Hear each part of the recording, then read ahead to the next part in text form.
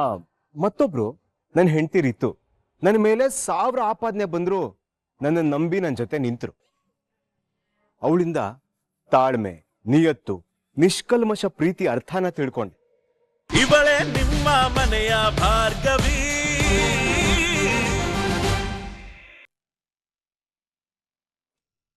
ಎಷ್ಟು ವರ್ಷ ಆಯ್ತಲ್ಲ ಅವಮಾನ, ಅವನ್ನೆಲ್ಲ ಮರ್ತು ಬಿಟ್ಟಿಯಾ? ಯಾವತ್ತೂ ಅವಮಾನ ಆಯ್ತು ಅಂತ ಜೀವನ ಪೂರ್ತಿ ಕೈ ಕೊಟ್ಕೊಂಡು ಕೂತ್ಕೊಳ್ಳೋಕ್ಕಾಗತ್ತಾ ಹೇಳಿ? ಕಾಲ ಬದಲಾಗಿಲ್ವೇನ್ರಿ? ನೋಡಿ, ಯಾವ ಕೇಸಲ್ಲೂ ಸೋಲ್ದೇ ಇರೋ ಜೆಪಿ ನಮ್ ಭಾರ್ಗವಿ ಎದುರು ಸೋತ್ ಹೋಗ್ಲಿಲ್ವಾ? ಆ ಜೆಪಿ ಮಗನೇ ನಮ್ಮನೆಗೆ ಆಸರೆಯಾಗಿ ನಿಂತಿಲ್ವಾ ಇವತ್ತು? ಹೀಗೆ ಎಲ್ಲ ಬದಲಾಗಿ ನಮಗ್ ಒಳ್ಳೇದಾಗ್ಬೋದು. ಬುದ್ಧಿ ನೆಟ್ಕಿಲ್ಲ ಅಲ್ವಾ? ಅವತ್ತು ಹೇಳಿದ್ದನ್ನ ಮರ್ತ್ಬಿಟ್ಟಿ ನೀನು. ನಾವೆಲ್ಲ ಮತ್ತೆ ಆ ಕುತಂತ್ರಿಗಳ ಚಕ್ರವ್ಯೂಹದಲ್ಲಿ ಸಿಲುಕೊಂಡು ಮತ್ತೆ ಹೇಳ್ಬೇಕಾ ನಾವೆಲ್ಲ? ನೋಡು, ನಾನು ಲಾಯರ್ ಆಗಿ ಪ್ರಾಕ್ಟೀಸ್ ಮಾಡೋದು ಈ ಮನೆಗೆ ಒಳ್ಳೇದಲ್ಲ. ಈ ವಿಷಯನ ಇಲ್ಲಿಗೆ ಬಿಟ್ಬಿಡು. ಹಬ್ಬದ ದಿವಸ ಒಳ್ಳೊಳ್ಳೆ ಮಾತಾಡೋಣ. ಅಳಿಯಂದ್ರು ಬೇರೆ ಬರೋಷ್ಟರಲ್ಲಿ ಹಬ್ಬದ ಅಡಿಗೆ ಮಾಡಿವಂತೆ.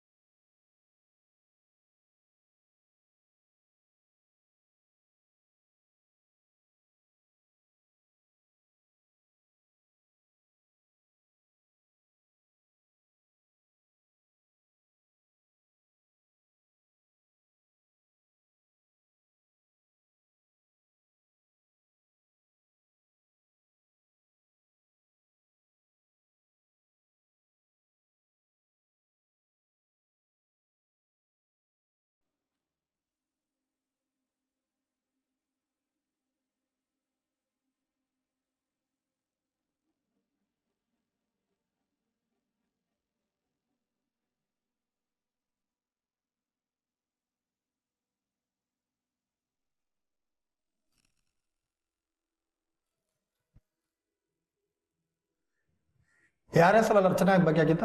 ರವೀಂದ್ರ ಭಟ್ಕಳ್ ಹಾಗೆ ಅವರ ಕುಟುಂಬದವರ ಹೆಸರಲ್ಲಿ ಅರ್ಚನೆ ಮಾಡಿ.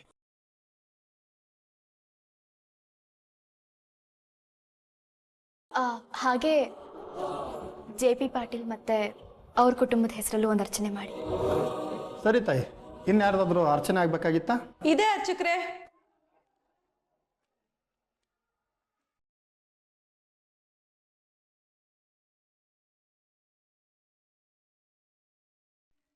ಅರ್ಜುನ್ ಪಾಟೀಲ್ ಹೆಸರಲ್ಲಿ ಒಂದು ಅರ್ಚನೆ ಮಾಡಿ.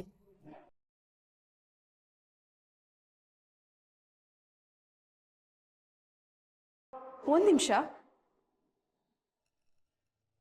ಅರ್ಜುನ್ಗಿರೋ ಎಲ್ಲ ಕಷ್ಟಗಳು ಪರಿಹಾರ ಆಗ್ಲಿ, ಆದಷ್ಟು ಬೇಗ ತನ್ನೋರನ್ನ ಸೇರೋ ಹಾಗಾಗ್ಲಿ ಅಂತ ಅರ್ಚನೆ ಮಾಡಿ.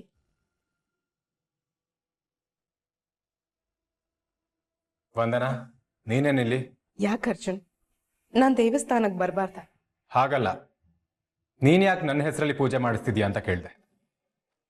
ಮನೆಯವರಿಂದ ದೂರ ಇದ್ದು ನೀನು ಅದೆಷ್ಟು ಕಷ್ಟಪಡ್ತಿದ್ಯಾ ಅಂತ ನನಗೆ ಗೊತ್ತು. ಅದಕ್ಕೆ ಅರ್ಚನೆ ಮಾಡಿಸ್ತಾ ಇದ್ದೀನಿ. ಅವರವರ ಬಗ್ಗೆ ಯೋಚನೆ ಮಾಡೋ ಸ್ವಾರ್ಥಿಗಳ ಮಧ್ಯೆ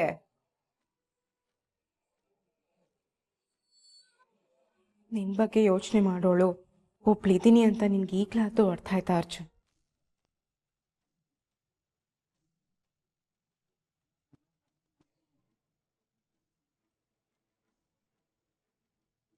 ನೀನೆಲ್ಲ ತಪ್ಪು ತಿಳ್ಕೊಂಡಿದ್ಯಾ. ನಾನು ಭಾರ್ಗವಿ ಜೊತೆ ತುಂಬಾ ಖುಷಿಯಾಗಿದ್ದೀನಿ.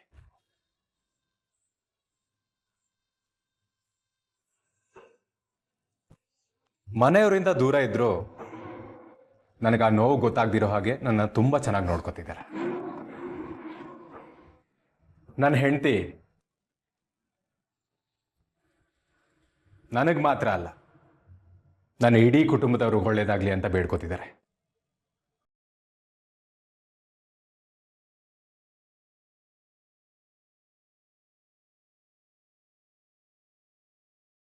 ನೋಡು ನೋಡು, ನಿನ್ ಮುಖಕ್ಕೆ ಮಂಗಳಾರತಿ ಆಯ್ತು. ಆದ್ರೂ ನನ್ನ ಗಂಡನ ಹೆಸರಲ್ಲಿ ಅರ್ಚನೆ ಮಾಡಿಸ್ತಲ್ಲ. ಥ್ಯಾಂಕ್ ಯು ವಂದನಾ.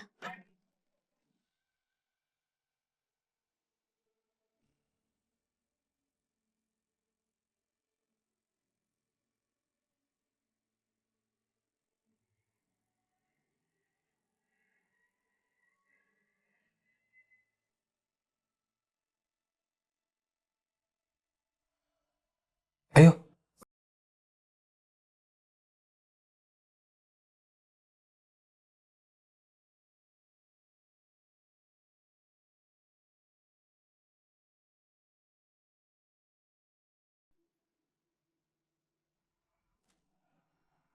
ತಗೊಮ್ಮ ಮಂಗಳಾರತಿ.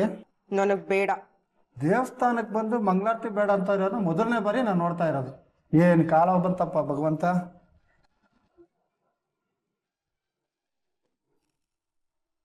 ಇದ್ರಿಂದ ನಮ್ ಸಮಾಜದಲ್ಲಿ ನಡೀತಾ ಇರೋ ಶೋಷಣೆ ಕಡಿಮೆ ಆಗಿ ಮುಂದೆ ಒಂದಿನ ಅದು ನಿಂತೇ ಹೋದ್ರೆ ತುಂಬಾ ಒಳ್ಳೇದು. ಅದೇ ನನಗ್ ಸಮಾಧಾನ. ಅಂತ ನೀಚನ್ಗೆ ಇಂಥ ಸೊಸೆನಾ ಅಂತ ನಂಬಕ್ಕೆ ಆಗ್ತಿಲ್ವಲ್ಲ.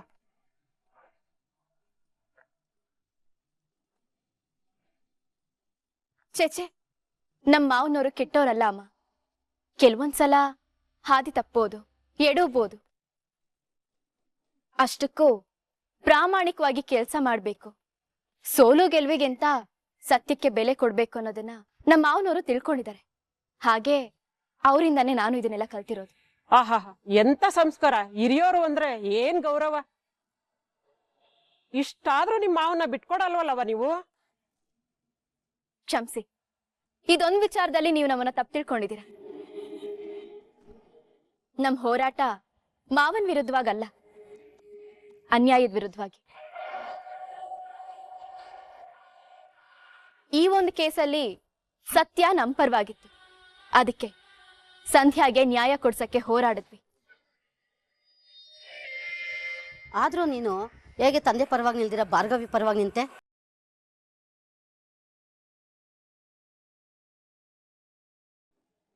ಇಲ್ಲಿ ಡ್ಯಾಡಾ ಅಥವಾ ಭಾರ್ಗವಿನ ಅನ್ನೋ ಪ್ರಶ್ನೆ ಬರಲ್ಲ. ನಮ್ಮ ಹೋರಾಟದಿಂದ ಸಂಧ್ಯಾಗ್ ನ್ಯಾಯ ಸಿಕ್ಕಿದೆಯಲ್ಲ, ಅದೇ ನಮಗ್ ಬೇಕಾಗಿತ್ತು.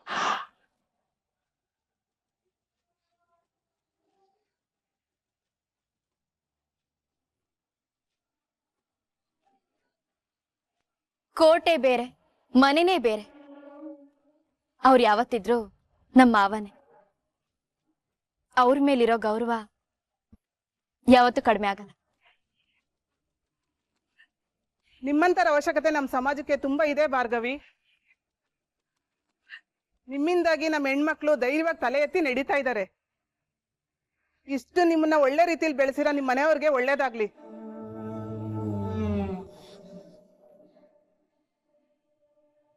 ನಮ್ಮೆಲ್ಲರ ನ್ಯಾಯ ದೇವತೆ ಭಾರ್ಗವಿಗೆ ಜಯವಾಗ್ಲಿ. ನಮ್ಮೆಲ್ಲರ ನ್ಯಾಯ ದೇವತೆ ಭಾರ್ಗವಿಗೆ ಜಯವಾಗ್ಲಿ.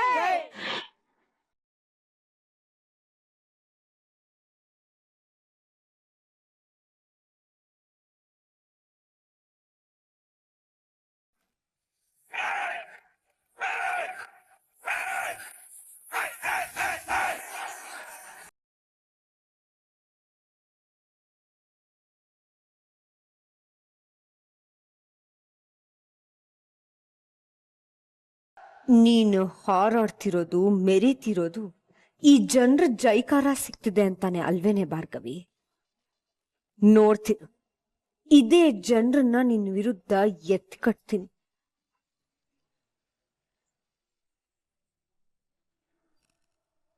ಸರ್, ಇವತ್ತಿನಿಂದ ಒಂದು ವಾರ ಪೂರ್ತಿ ದೇವಸ್ಥಾನದಲ್ಲಿ ಅನ್ನ ಸಂತರ್ಪಣೆ ಮಾಡ್ತಿರೋಕ್ಕೆ ತುಂಬಾ ಥ್ಯಾಂಕ್ಸ್ ವಿಕ್ರಮ್ ಅವರೇ. ಅಯ್ಯೋ, ಥ್ಯಾಂಕ್ಸ್ ಎಲ್ಲ ಯಾಕೆ ಸರ್? 4 ಜನಕ್ಕೆ ಪ್ರಸಾದ ಹಂಚಿ ಅವ್ರ ಹಸುವನ್ನ ನೀಗ್ಸಿದ್ರೆ ಪುಣ್ಯ ಆದ್ರೂ ಬರುತ್ತೆ ಅಂತ ಈ ಕೆಲ್ಸನ ಮಾಡ್ತಾ ಇದೀನಿ ಅಷ್ಟೆ. ಎಷ್ಟೇ ಆದ್ರೂ ನೀವು ಮಾಜಿ MLA ಮಗ ಅಲ್ವಾ? ನಿಮ್ಮಲ್ಲೂ ಸಮಾಜ ಸೇವೆ ಮಾಡೋ ಗುಣ ಬಂದಿರಬಹುದು. ಅಯ್ಯೋ, ತುಂಬಾ ದೊಡ್ಡ ಮಾತು ಸರ್. ಇಷ್ಟ ದಿನ ತಿಳಿದೇನೋ ತುಂಬಾ ತಪ್ಪುಗಳನ್ನ ಮಾಡ್ಬಿಟ್ಟಿದ್ದೀನಿ. ಇನ್ ಮುಂದೆ ಆದ್ರೂ ಬದಲಾಗ್ಲೇಬೇಕು ಅಂತ ಪ್ರಯತ್ನ ಪಡ್ತಾ ಇದ್ದೀನಿ.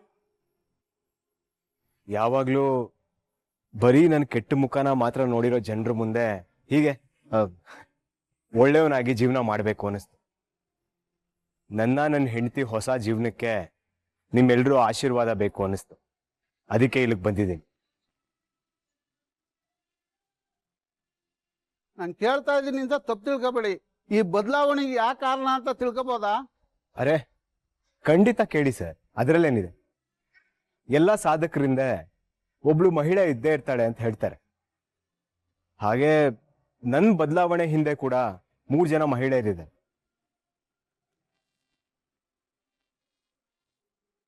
ಒಬ್ರು ನನ್ನ ತಾಯಿ, ದುಡುಕಿ ನಿರ್ಧಾರ ತಗೋಬಾರ್ದು, ಕೋಪದಲ್ಲಿ ನಿರ್ಧಾರ ತಗೊಂಡ್ರೆ ಜೀವನ ಪರ್ಯಂತ ಅದಕ್ಕೆ ಪಶ್ಚಾತ್ತಾಪ ಪಡಬೇಕಾಗತ್ತೆ ಅನ್ನೋದನ್ನ ಅರ್ಥ ಮಾಡಿಸಿದ್ರು. ಮತ್ತೊಬ್ರು ಭಾರ್ಗವಿ, ಅದೇ ನನ್ನನ್ನ ಜೈಲ್ಗೆ ಹಾಕ್ಸಿದ್ರಲ್ಲ ಆ ಲಾಯರ್. ಕಲಿಯೋ ವಯಸ್ಸಲ್ಲಿ ಬುದ್ಧಿ ಕಲ್ತಿಲ್ಲ ಅಂದ್ರೆ ಸಮಾಜನೇ ಮುಂದೆ ನಿಂತು ಬುದ್ಧಿ ಕಲ್ಸುತ್ತೆ ಅನ್ನೋದನ್ನ ಭಾರ್ಗವಿ ಅವರು ಗುರು ಸ್ಥಾನದಲ್ಲಿ ನಿಂತು ನನ್ಗೆ ಅರ್ಥ ಮಾಡಿಸಿದ್ರು.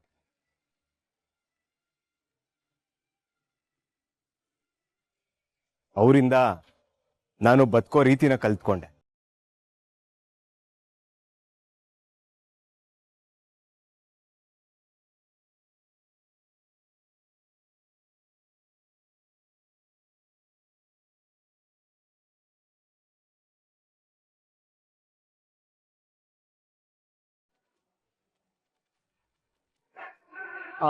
ಮತ್ತೊಬ್ರು ನನ್ನ ಹೆಂಡತಿ ರಿತು, ನನ್ನ ಮೇಲೆ 1000 ಆಪಾದನೆ ಬಂದ್ರು ನನ್ನ ನಂಬಿ ನನ್ನ ಜೊತೆ ನಿಂತರು. ಅವಳಿಂದ ತಾಳ್ಮೆ, ನಿಯತ್ತು, ನಿಷ್ಕಲ್ಮಶ ಪ್ರೀತಿ ಅರ್ಥನ ತಿಳ್ಕೊಂಡೆ. ಒಟ್ನಲ್ಲಿ ಮಾತೃ ದೇವೋ ಭವ ಅಂತ ಬರೀ ಬಾಯಿ ಮಾತಲ್ಲಿ ಹೇಳಿ ಸುಮ್ಮನಾಗೋದಲ್ಲ. ಹೆಣ್ಣನ್ನ ಗೌರವಿಸ್ಬೇಕು, ಎಲ್ರನ್ನೂ ಅಕ್ಕ ತಂಗಿ ತರ ಕಾಣಬೇಕು ಅನ್ನೋದನ್ನ ಅರ್ಥ ಮಾಡ್ಕೊಂಡಿದ್ದೀನಿ. ಇನ್ ಮುಂದೆ ಅದೇ ನಿಯತ್ತಲ್ಲಿ ಬದುಕ್ತೀನಿ. ನನ್ನ ಹಾಗೆ ಕೆಟ್ಟ ಬುದ್ಧಿ ಇರೋರು ಈ ಸಮಾಜದಲ್ಲಿ ತುಂಬಾ ಜನ ಇರ್ಬೋದು. ಅಟ್ಲೀಸ್ಟ್ ನನ್ನನ್ನ ನೋಡಿ ಅವರು ಬದಲಾದ್ರು ಅಂದ್ರೆ ನನಗದೇ ಸಮಾಧಾನ. ನನ್ನ ಜೀವ ಇರೋ ತನಕ ಜನಸೇವೆನೇ ಜನಾರ್ದನ ಸೇವೆ ಅನ್ಕೊಂಡು ಬದುಕ್ತೀನಿ.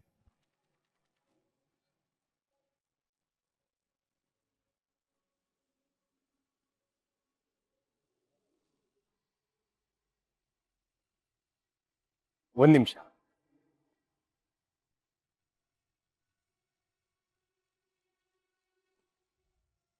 ಭಾರ್ಗವಿ ಅವರೇ, ನೀವೇನಿಲ್ಲಿ? ನೀವ್ ಯಾವಾಗ ಬಂದ್ರಿ?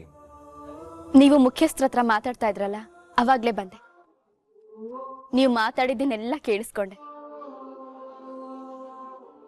ದಿನೇ ದಿನೇ ನಿಮ್ಮ ಮೇಲಿರೋ ಅನುಮಾನ ಕರಗಿ ನಿಮ್ಮ ಮೇಲೆ ಗೌರವ ಜಾಸ್ತಿ ಆಗ್ತದೆ. ನೀವ್ ಹೀಗೆ ಮುಂದುವರೆದ್ರೆ ಮುಂದೆ ಒಬ್ಬ ಒಳ್ಳೆ ಜನನಾಯಕ ಆಗ್ತೀರ.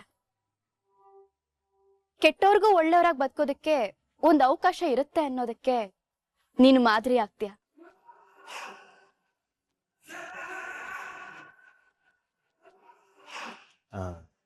ನೀವ್ ಹೇಳಿದ್ದೇನೋ ನಿಜ, ಆದ್ರೆ ರಾಜಕೀಯ ನನಗಾಗಲ್ಲ. ರಾಜಕೀಯ ಮಾಡೋದಕ್ಕೆ ಹೆವಿ ಸ್ಮಾರ್ಟ್ನೆಸ್ ಇರಬೇಕು, ಅದು ಆಗಲ್ಲ. ಹಾಗಂತ ನೀವ್ ಅನ್ಕೊಂಡಿದ್ದೀರ ಅಷ್ಟೇ ವಿಕ್ಕಿ. ರಾಜಕೀಯಕ್ಕೆ ಬೇಕಾಗಿರೋದು ಚಾಲಾಕಿತನ ಅಲ್ಲ, ಜನರಿಗೆ ಒಳ್ಳೇದ್ ಮಾಡೋ ಒಳ್ಳೆ ಗುಣ, ಜನರನ್ನ ಕಾಪಾಡೋಕೆ ಒಂದು ಒಳ್ಳೆತನ. ವಿಕ್ಕಿ, ನೀವಿವಾಗ ಅದೇ ದಾರಿಯಲ್ಲಿ ನಡೀತಾ ಇದ್ದೀರ.